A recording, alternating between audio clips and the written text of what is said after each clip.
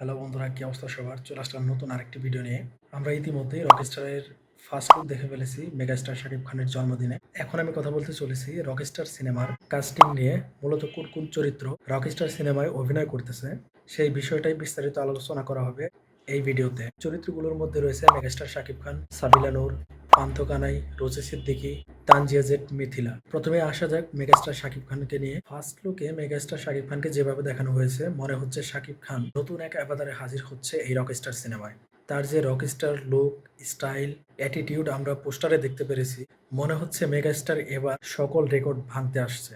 মনে হচ্ছে এই চরিত্রে আমরা মেগাস্টার শাকিব খানের ম্যাচিউরিটি এবং ইমোশন দুইটা একসাথেই দেখতে পারবো। নিঃসন্দেহে এটা সাকিবিয়ানদের জন্য খুবই বড় একটা পাওয়া হবে।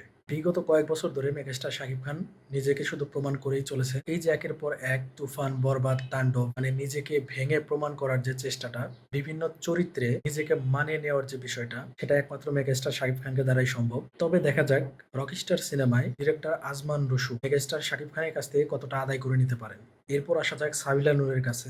যদিও হিরোইন ক্যারেক্টার এখানে দুইটা দেখা যাচ্ছে, সাবিলা নূর এবং তানজিয়া জেড, মিথিলা। সাবিলা নূর তাণ্ডব সিনেমায় মেগাস্টার শাকিব খানের সাথে ইতিমধ্যেই স্ক্রিন শেয়ার করেছেন।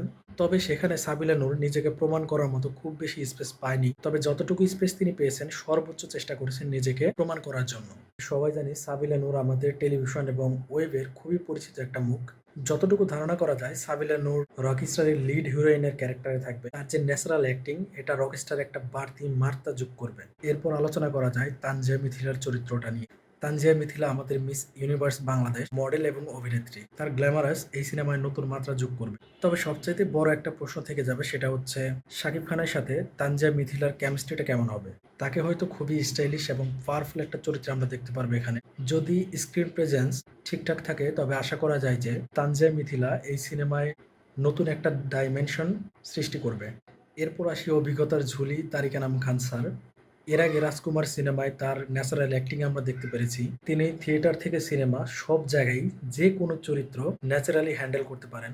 তার অভিনয় নিয়ে ভাই কোনো কিছু বলার নাই। স্ক্রিনে তার উপস্থিতি পুরো সিনেমাকে একটা ম্যাচিওর এবং প্রফেশনাল লুক দিবে বলে আমি আশা করি। এরপর আসি রোজি সিদ্দিকী আপা, অভিজ্ঞ একজন অভিনেত্রী। তিনি আমাদের টেলিভিশন এবং সিনেমার নিয়মিত অভিনেত্রী। সম্ভবত রোজি সিদ্দিকী আপার চরিত্রটা ইমোশনাল ডেপথ বা ফ্যামিলি রোলের হবে। এখানে তার যে সূক্ষ্ম অভিনয়, সেটা বেশ কাজে আসবে। বিশেষ করে ইমোশনাল চরিত্রটা পাইলে ভাই তিনি পুরা ফাটাই দিবেন। এক কথায় তিনি অভিনয় করে অন্য লেভেলে নিয়ে যাবেন। সবশেষে আসা যাক পান্থ কানাইয়ের কাছে। তিনি মূলত গায়ক, ড্রামার এবং মিউজিশিয়ান। তবে তিনি এবার অভিনয় ফিরেছেন। তার চরিত্রটা যেহেতু মিউজিশিয়ান থিমের, তাই এখানে খুব ভালোভাবেই তাকে কাজে লাগানো হবে। পান্থ কানাইয়ের ন্যাচারাল ক্যারিশমা এবং মিউজিক্যাল ব্যাকগ্রাউন্ড চরিত্রটাকে বেশ অথেন্টিক করে তুলবে। আর এটি এক কথায় পান্থ কানাইদার জন্য বেশ বড় একটা সুযোগ নিজেকে প্রমাণ করার জন্য। সবশেষে বলতে গেলে রকস্টারের যে কাস্টিং, এটা খুবই ব্যালেন্সড।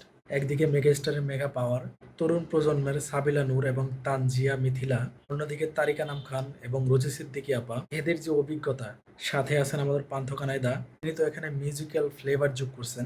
সবকিছু মিলেই যদি স্ক্রিপ্ট এবং ডিরেকশন ঠিকঠাক থাকে, আশা করা যায় আগামী ঈদে বক্স অফিসে আগুন ধরবে। তোমাদের কি মনে হয়, কোন চরিত্র নিয়ে তোমরা সবচেয়ে বেশি আশাবাদী? অবশ্যই কমেন্ট বক্সে জানিয়ে দিবে। দেখা হচ্ছে নতুন কোনো রিভিউ নিয়ে। যারা এখনো সাবস্ক্রাইব করো নাই, অবশ্যই চ্যানেল সাবস্ক্রাইব করে দিবে। Tata, bye bye.